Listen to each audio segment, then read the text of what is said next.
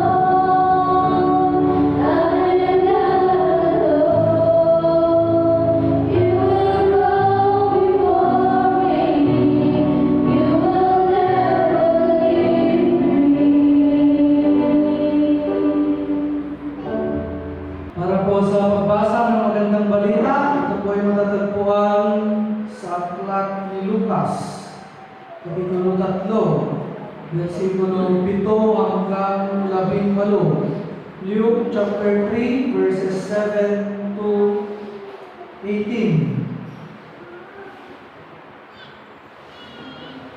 Maraming tao ang pumunta kay Juan para magpabautismo.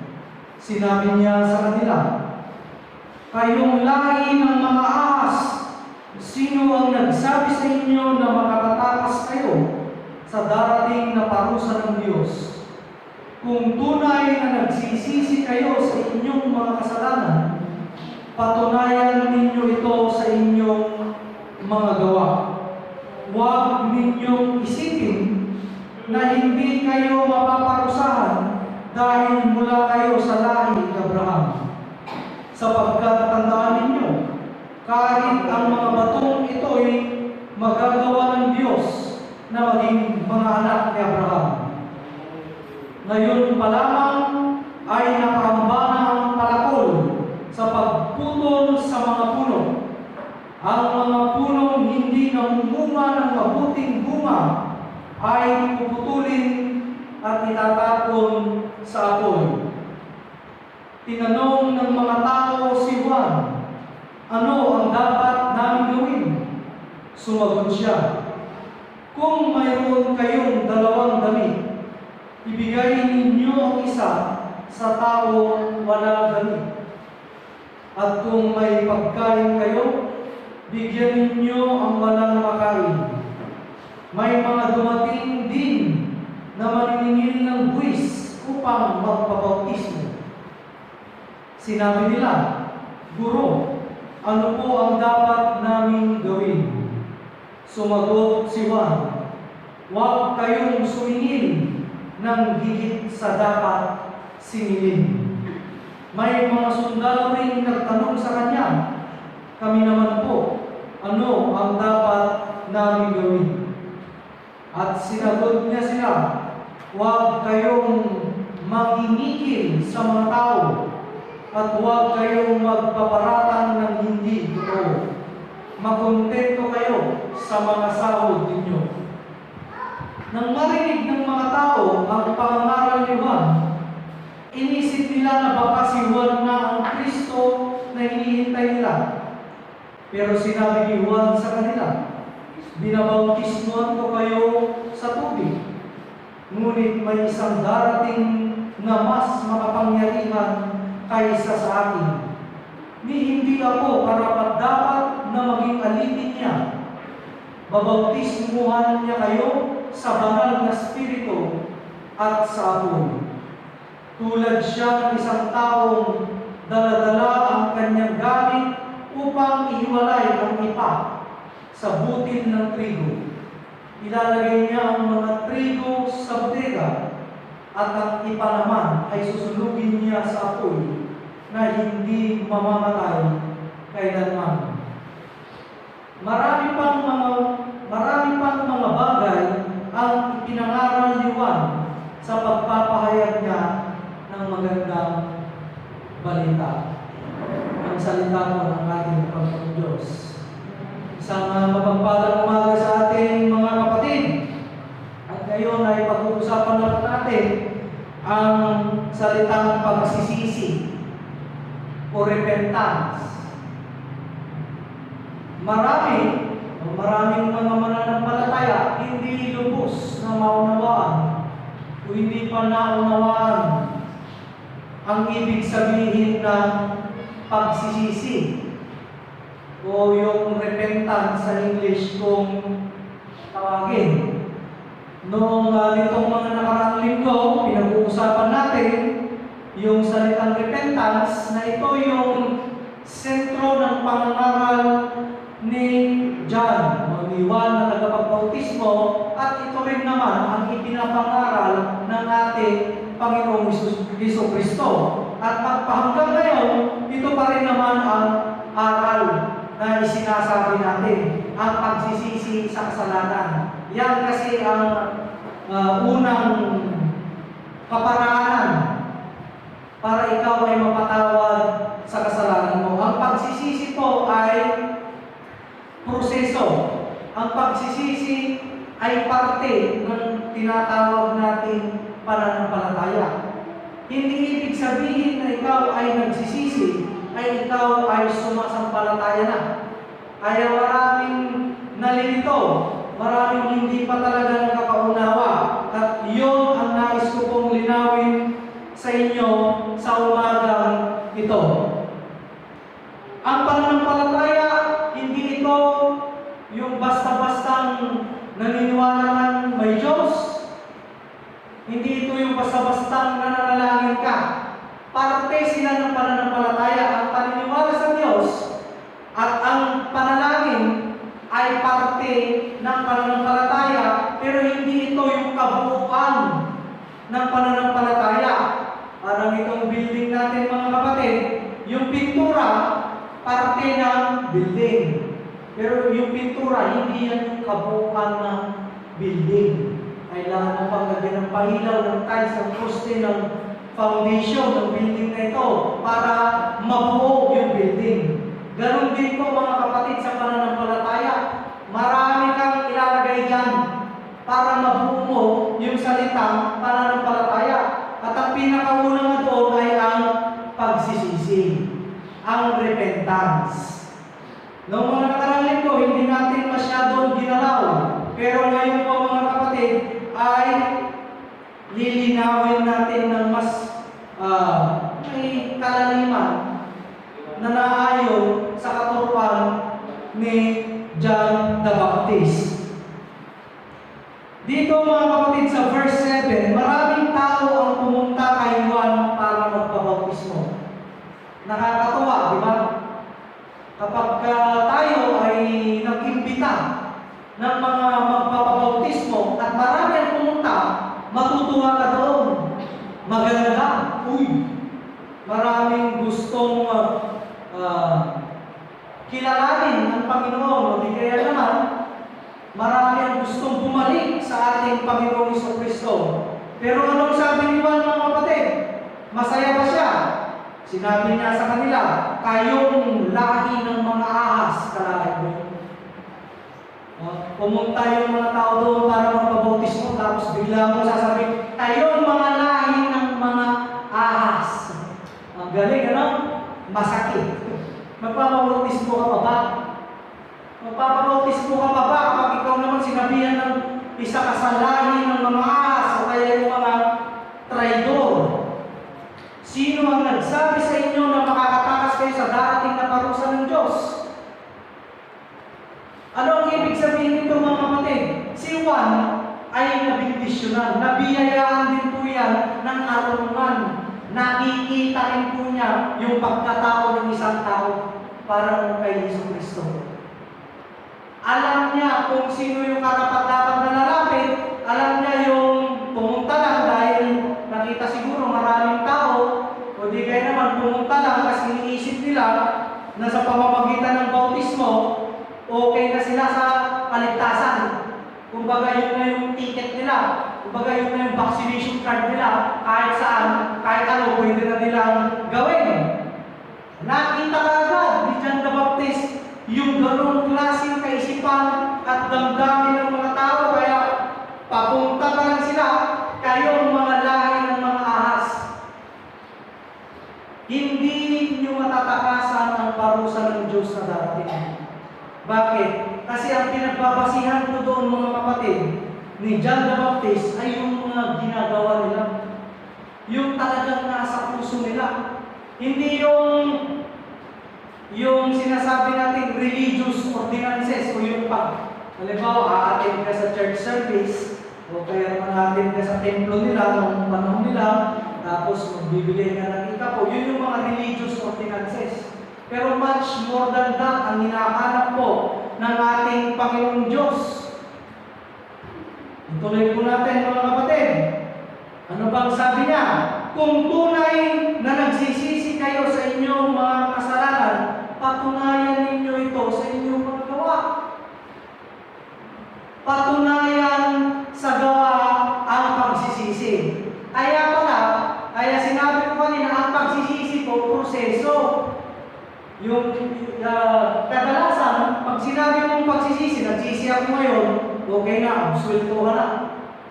Di ba na, Lord, sorry po sa aking mga kasalanan. Okay, check. Absuelto ka na, wala ka ng kasalanan.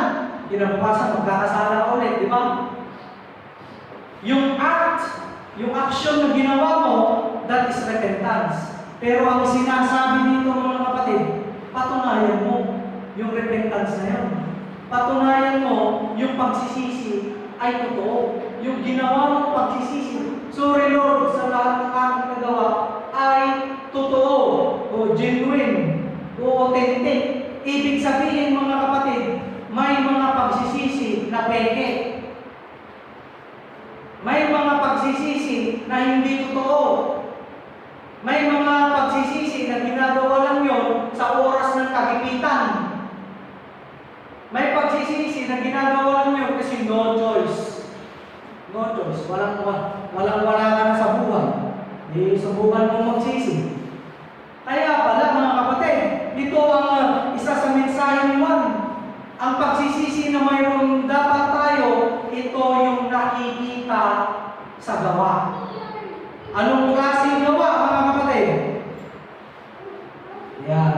In-specify din niya. Pero bago ako pumunta doon, nais ko rin idagdag ito mga kapatid, huwag ninyong isipin na hindi kayo mapaparusahan dahil mula kayo sa lahi ni Abraham. Ang mga Israelites kasi, yun yung nagiging vaccination card nila, parang gano'n. Ay, anak kami ni Abraham, siyempre Israelites po. Si Jacob, ayan, yung mga pinagbulang nila. Dahil anak kami ni Abraham, sure kami masisave kami, sure kami pinatawad na kami sa mga kasalanan, hindi ba gano'n? Anak kami ni Abraham. Yun yung gusto nilang maging way, o maging susi sa kanilang kaligtasan, pero hindi po. Hindi yun ang magiging dahilan. Hindi. Kumbaga sa atin ngayon mga kapatid, naniniwala naman ako sa Diyos. Nananalangin naman ako. Ngayon, pag yan ganyan ang ating klase ng mentalidad patungkol sa pagpapatawad sa kasalanan, kulang yung repentance na mayroon tayo. Kulang tayo sa pangunawa. Kasi hindi po gano'n. Ano po? Isipin mo, nagsisi ka, pupunta ka sa church, pero yung buhay mo, gano'n pa rin. Ikaw pa rin ang number 1 na marites. Parang gano'n. Buti kaya naman, yung mga pabingo. Sino yung mga nagbago na sa bingo? Praise the Lord. O kaya, yung mga bisyo mo, gano'n pa rin. So, ibig sabihin, pagka hindi nagbago ang iyong ginagawa sa buhay, hindi totoo ang repentance na mayroon ka. At hindi ka masasalba o mapapatawad dahil lamang naniniwala kang may Diyos at nanalangin ka. Napaka-cheap naman. Alam niyo yung cheap? Ang cheap mo naman. Ang cheap naman ni Lord, o ang cheap naman ng grasya niya mga kapatid, kung ang pagbabasihan lang niya, yung paniniwala at panalangin. Napakadali mong manalangin, bibigla mong gagamitin. Napakadali rin maniwala kasi nasabi ko lang, naniniwala ako sa Diyos. Pero ang Panginoon, kitang-kita niya lahat. Puso, batikulang, kitang-kita lahat yan ng ating Panginoon. Ano po? Wala tayong may tatago sa Panginoong Diyos. Kaya yung mga kaisipan natin na feeling natin ay nabuo ang ating pananampalataya, ay isipin muna natin, sigurado ba ako? Totoo ba ako na ito ba yung pananampalataya? Ito ba yung tinuturo ng salita ng Panginoon? Baka kasi minsan yung pananampalataya na mayroon tayo lang yung gumawa. Tayo lang yung nagbigay ng sariling meaning. Ano pa ang sabi niya sa verse 9? Ngayon pa lamang nakaambanang palakol na magputol sa mga puno. Ang mga punong hindi namumunga ng mabuting bunga ay puputulin at itatapon sa apoy. Anong ibig sabihin no? Yung mga tao o yung mga sumasampalataya na hindi namumunga ng mabuti. Yung fruits of the Holy Spirit, yan po yung magiging topic natin sa simbang gabi, siyam po yun. Kaya siyam na araw din. Ano po? Pagka hindi ka namunga ng pag-ibig, love, kindness, patience, kabaitan, pagiging pasensyoso, pag hindi ka namunga sa buhay mo, ay isa ka sa mga puputulin at itatapon sa apoy. So dito, makikita natin sa turo ni John, yung pagpapatunay sa pananampalataya mo sa gawa. Kailangan mo yun. Kailangan nyo. Namin po mga kapatid. Tinanong ng mga tao si Juan, ano ang dapat namin gawin? Kung mayroon kang dalawang damit, ibigay mo yung isa. Yun po yung una niyang sinabi. So, sharing. Kung may pagkain kayo, bigyan niyo yung mga walang pagkain. Sharing. Ano po? Ano pa mga kapatid? Huwag kayong sumingil na higit sa dapat singilin. Korupsyon. Ano pa? Makontento kayo sa mga sahod ninyo. Makontento. Yung iba, hindi marunong makontento. Gusto kumuha lang ng kumuha. Yung mga bagay na yan ang sumisira sa pagka-Kristiyano ng isang tao. Aminin natin sa ating mga sarili dahil wala namang perfecto, ay nagagawa pa rin natin ito. Tama po? Kasi hindi naman ibig sabihin na ikaw ay sumasampalataya, hindi ka na makakagawa ng kasalanan. Pero sisiguraduhin natin na kung hindi man natin maalis, agad-agad ang mga maling gawang ito ay unti-unti na po natin binabawasan. At itong aral, mga kapatid, ni John the Baptist ay meron siyang parang conflict sa kaisipan ng tao. Pagka sinabi kong conflict, parang kontra. Kailangan kong gumawa ng mabuting bagay. In short, yun po ang turo ni John. Kailangan kong patunayan na totoo ang pagsisisi ko sa pamamagitan ng mga mabubuting gawa na ito. Tama po. Pero sabi naman ni Apostol Pablo, we are saved by grace, not by works, so no one can boast. We are saved by grace of God. Hindi dahil sa mga ginagawa natin. Tama rin po yun mga kapatid. Kasi yung works na tinutukoy ni Apostol Pablo to, hindi po yung mabubuting gawa. Yun po yung mga religious ordinances. Ano po yung pagsunod nila doon sa kanilang Biblia na tawagin ay anak. Ayan po, nais ko pong linawin nyo mga kapatid. Ang kaligtasan po sa Diyos ng bumula. Never po sa tao. Kaya yung sinabi ng Apostol Pablo, we are saved by grace. Kasi hindi natin pinaghirapan yung creation ng salvation. Yung plan ng salvation, ng pananampalataya, ng pagsisisi, hindi po ginawa ng tao yan. Diyos po ang gumawa yan sa pamamagitan ni Jesucristo. Yun po ang ibig sabihin niya. Pero hindi po nagtatapos doon ng salvation. Pagbasahin din po natin lahat ng sulat ni Apostol Pablo, meron din palagi doon na yung faith mo dapat ipakita mo sa gawa. Napakarami pong text. So, ang pagsisisi, mga kapatid, ang repentance, this is faith plus works rooted in love. Hindi ko po sinasabi kasi good works. Good, mabuti. Ang sinasabi ko po, mga gawa na rooted in love. Yung nakaugat sa pag-ibig. Ibig sabihin, gagawin mo yung isang bagay dahil may pag-ibig ka. Hindi gagawa ka ng kahit mabuting bagay, napipilitan ka naman. Pero mabuti naman yung ginawa mo, wala din. Kaya mas maganda yung gagawin mo ay dahil sa pagmamahal. Yung ang repentance, yung ang pagsisisi.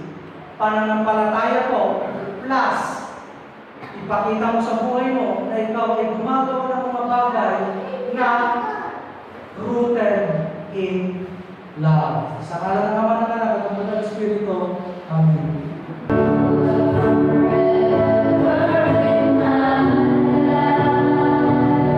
You see me, you see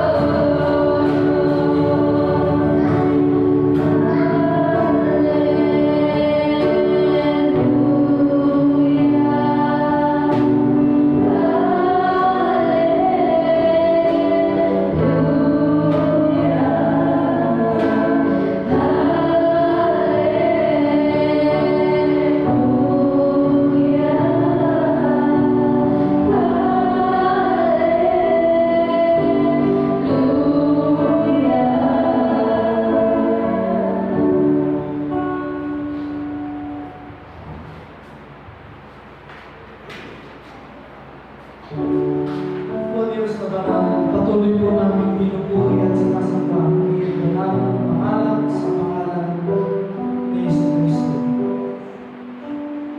Napakahirap, Panginoon, na mabuhay nang naayon sa inyong kagustuhan at sa katuruan ng Biblia sa araw-araw. Darating mo sa mundo, Diyos, na kami ay madadapa sa kasalanan, na kami ay madadala ng mga maiitim na hangarin. Kaya kami patuloy na lumalapit sa inyo upang bigyan kami ng kalakasan at kami ay baguhin, O Diyos, sa kapangyarihan ng banal na Espiritu. Tulungan po ninyo kami. Disiplinahin po ninyo kami. Tulad ng isang magulang na nagdidisiplina sa bata tuwing nagkakamali. Nang sa gayon, kami ay lumaki sa pananampalataya ng maayos at naayon sa inyong mga paningin. Humihingi rin po kami ng tawad sa mga pagkakamali, sa mga kahinaan, sa mga makasariling desisyon namin sa buhay, Diyos. Mas lalo na pa po kaming turuan ng kami ay mas dumami pa ang kaalaman pagdating sa inyong mensahe, sa inyong mga salita. Salamat po at pinaalalahanan niyo kami ngayong araw na ito sa tunay na kahulugan ng pagsisisi, sa kahulugan ng pananampalataya na dapat na ipakita namin sa aming mga buhay sa araw-araw, ang aming buhay na pananampalataya sa inyo, sa mga gawa na nagmumula sa pag-ibig. Panginoon, ang bawat isa na naririto ngayon, alam ko po ay may kanya-kanyang problema, suliranin. At minsan pa ay hindi na natin maisip kung saan pa kukuhanin ang solusyon. Pero kami ay patuloy na sasampalataya sa inyong pangalan. Na pagdating sa inyo, natin is truly impossible, O God. Anumang laki ng problema na nararamdaman, anumang hirap ng sitwasyon, wala kaya sa kalingkingan ng inyong kapangyarihan at ng pagmamahal para sa amin at sa sanlibutan. Salamat po, Diyos, at meron kaming Diyos na kayo, na katulad ninyo, na nag-iisa lamang sa buong sanlibutan. Tanggapin natin, mga kapatid, ang walang hanggang grasya, pag-ibig ng Panginoon Diyos sa bawat isa. At lagi natin tatandaan, pag isinapamuhay natin ang katuruan ng Diyos, siya ang bahala anuman ang sitwasyon na marating natin sa buhay, mahirap man ito o maganda. Magpatuloy tayo sa pananampalataya, sa pagtitiwala, at sa pag-asa na darating ang isang araw, lahat ng hirap na ito ay mawawala. Sa ngalan ng Ama ng Anak at ng Banal na Espiritu, sa pangalan ng Kristo. Amen.